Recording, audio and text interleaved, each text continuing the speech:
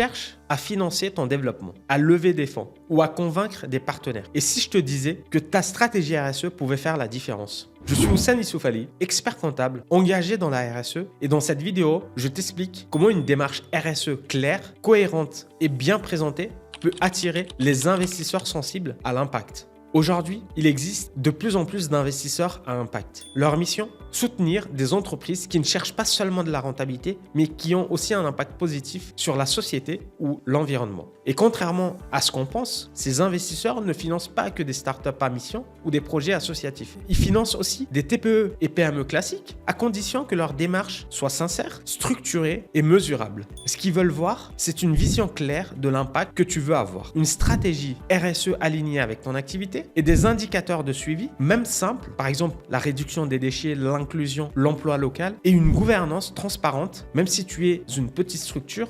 En bref, si tu sais expliquer ton pourquoi, ton impact et que tu montres que c'est intégré dans ta façon de gérer ton entreprise, tu deviens visible et crédible auprès de ces acteurs. Et ça change tout. Tu accèdes à des financements dédiés, à des fonds à impact, à des subventions européennes, à des prêts à impact.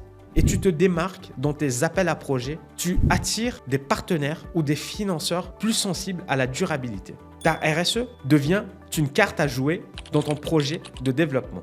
Alors comment une TPE ou une PME peut-elle construire une stratégie RSE qui attire les investisseurs à impact? Pas besoin d'un consultant ou d'un dossier de 40 pages. Ce qui compte, c'est d'avoir une démarche claire, lisible et sincère. Voici 4 leviers très concrets à activer. Numéro 1. Formalise ton engagement noir sur blanc. Même une page suffit. Tu expliques ce que tu fais déjà. Les achats de locaux, les tris, les inclusions et ce que tu veux améliorer. Numéro 2.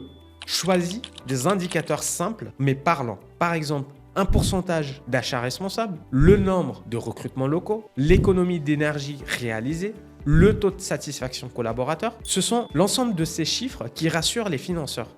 Numéro 3, montre que c'est intégré dans ta gestion. Ce n'est pas juste un discours, tu peux montrer que tes actions ont un budget dédié, qu'elles sont suivies dans tes réunions et que tu en parles avec ton équipe. Numéro 4, valorise ta démarche dans ton pitch. Si tu présentes un business plan, un dossier de financement ou une levée de fonds, inclus un slide sur ta stratégie RSE. C'est là que tu te différencies. Tu ne vends pas juste un projet rentable, tu vends un projet utile. Et si tu ne sais pas par où commencer, c'est justement là que l'expert comptable, ton expert comptable, peut t'aider. Il t'aide à formaliser ta démarche RSE de façon simple et crédible pour qu'elle parle autant à ton banquier qu'à un investisseur engagé.